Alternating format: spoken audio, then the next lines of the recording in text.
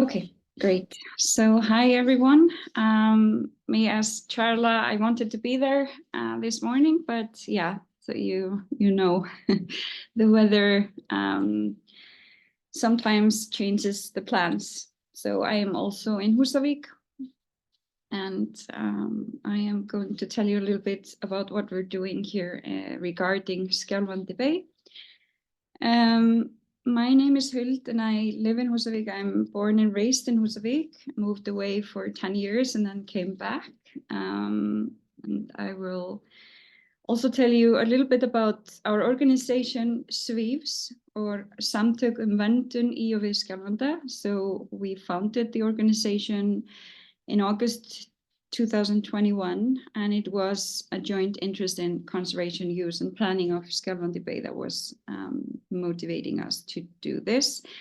And the aim is to promote protection and sustainable use of resources in Skjálfandi Bay and to advocate for animals and nature in the discussion about the use and planning of the area. And our emphasis is to disseminate scientific information and increase the public's knowledge and awareness of the importance of protecting marine areas, with a special emphasis on the life of Skjálfandi Bay. So behind Svífs, we are 5 women. It's Dr. Marianne Rasmussen, who is also the director of University of Iceland Research Center in Húsavík, and Dr. Charla Basran, that you heard this morning as well. She's a researcher at the University of Iceland Research Center and also working with Ocean Missions team. Belén Garcia Ovid, she is also the founder of Ocean Mission and now a PhD student at the University of Iceland Research Center.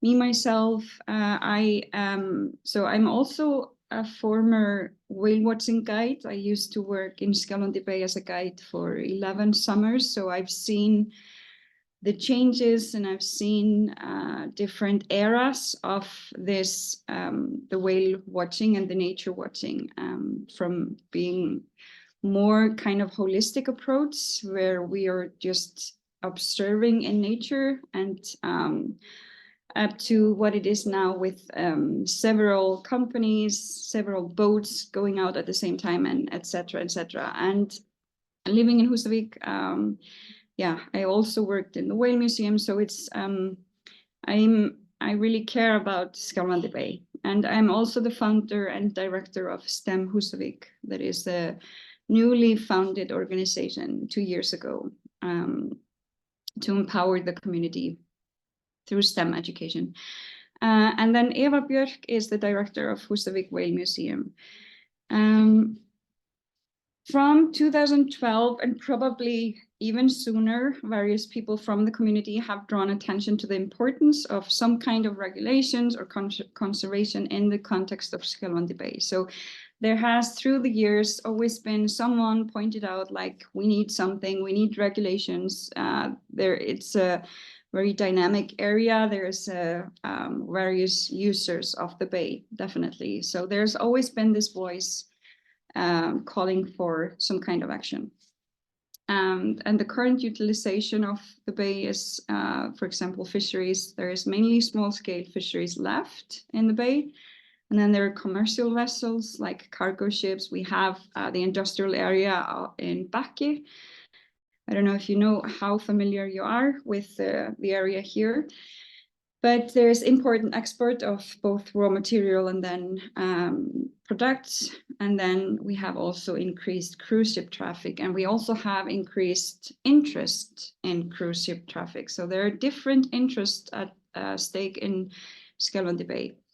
And then we have the whale watching. We have 4 companies. I didn't count them exactly, but there are at least 12 boats, probably more. And it's a blend of traditional oak boats and speedboats. And then there's the recreational usage like kayaking, sea angling, paddleboarding, sailing, sea swimming, etc. And then the newest addition is the jet ski tours that started last year. So as you can see, there is a lot of different use utilization of the bay of this area. Since 2012, each of us or all together, we have hosted workshops and conferences. We have participated in conferences and projects and visited other areas with marine protected areas. So we have, yeah, so both been gathering information, but also working towards bringing that here. So it's, but it needs to be done in the right way, I would say. So here is a picture from a meeting, I think in 2016, where Erik Huld, he's I would say a specialist in marine protected areas. He wrote this book, has been involved in many areas around the world. So we've had various meetings through the years. And protection in Icelandic waters, protection provisions in Iceland, in Icelandic jurisdiction have mostly been about the protection of sensitive and rare phenomena, such as the underwater hot springs and limestone formation in Eyjafjörður, and then also the islands of Breiðafjörður. So it's something really rare and unique, and it's called friðun, like the protection, like, yeah, it's completely protected. So in Iceland, when we have started the discussion and said like that we want to protect something, a lot of Icelanders get very defensive. So it's really sometimes difficult to start the conversation, and it has to be done, yeah, in the right way, as I say. So we first have to clarify what protection means. Like that's my opinion, that we have to be clear on the term that we're using and what it means, because as I said, a lot of Icelanders kind of yeah, jump back and get defensive when the word protection is mentioned. So there is very little, yeah, less than 2% of the Icelandic waters has any kind of protection in it. So we Sweeps, or the group that later formed Sweeps, we became aware of the marine spatial planning in the East and the West. There were pilot projects conducted by the Ministry of Infrastructure. So at the time, the local government of Norðurþing asked for Skjálfandi to be included in the first project that was supposed to follow these two pilot projects. That was Eyjafjörður. And we formally started preparing because we wanted to be ready on the ground as these pilot projects were introduced and laid out. It was supposed to involve the community. So we thought, okay, we've been working a lot these past years. We have been gathering resources, we've been gathering information, and we have a lot here, so we can prepare for when they then come here to the north. These are the two pilot projects, and then there was this proposal to include Eyjafjörður and Skjálfandi in the first project after these two pilot projects. However, it was not what we thought, and that the spatial marine planning and is not the same as a marine protected area. Obviously, but this, you might have seen how it was done in the East and the West, and how it seemed to, from our side at least, not have been done that much in collaboration with the community. So we saw these press, like these news pieces, or like articles from people in Seyðisfjörður, for example, where they say like, this is a crazy administration, and they kind of did not acknowledge the opinion of the community. So, and maybe you are aware of this as well, the VÁ, Félag um vernd fjarðar, and how they have been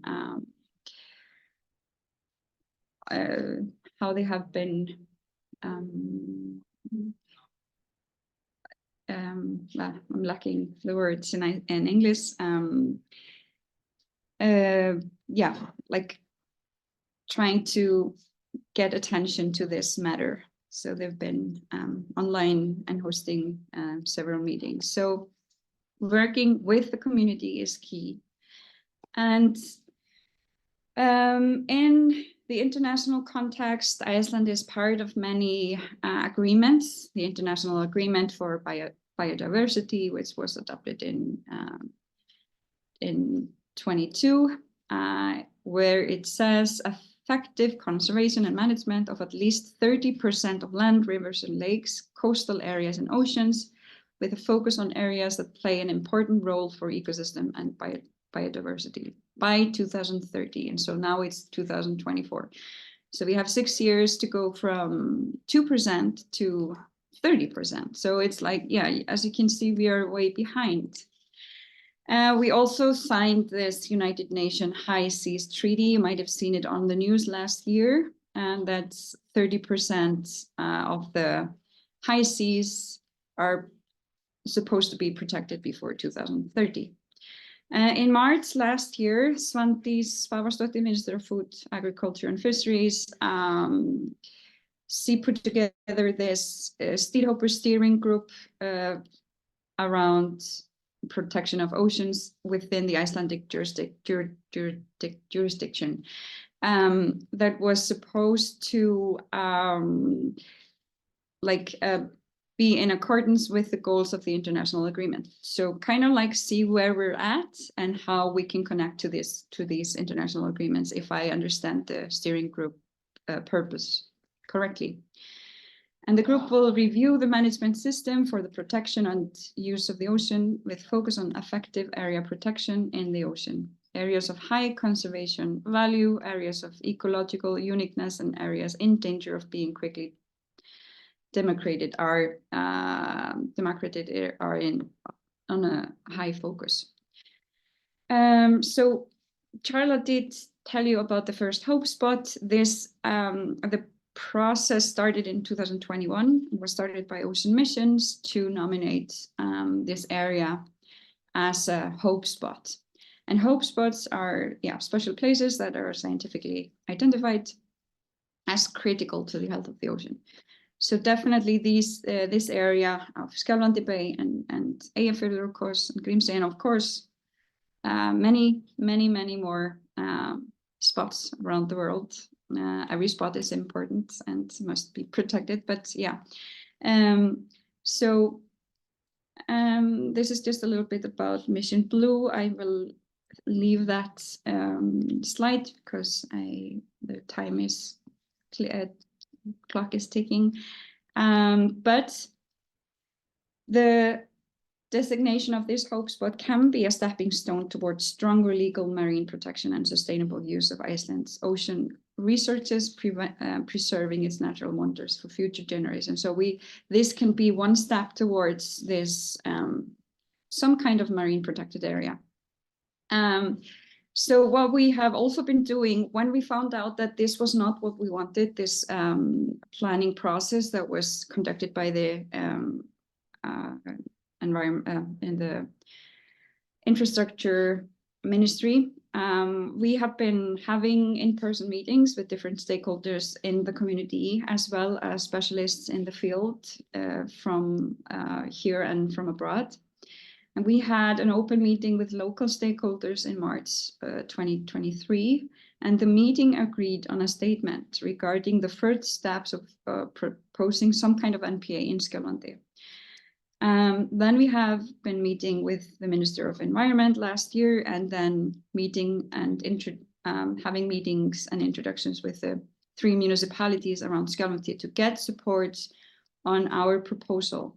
So we wanted to propose to the Ministry of Environment to do a pilot project in Skjálfandi around which type of marine protected areas. There are several different kinds or types of marine protected areas. There can be a national park. There can be, there are just various types, or like, again, lacking a word, but that's okay. I think you know what I mean. So we knew that the government would not want to do anything if if the local governments were not supporting this. So we have been meeting and getting the support from the 3 municipalities that are around Skjálfandi.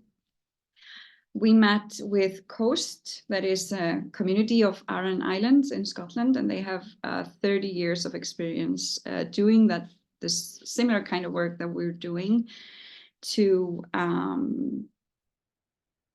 protect their ocean. And they have offered us guidance and best practices in this process.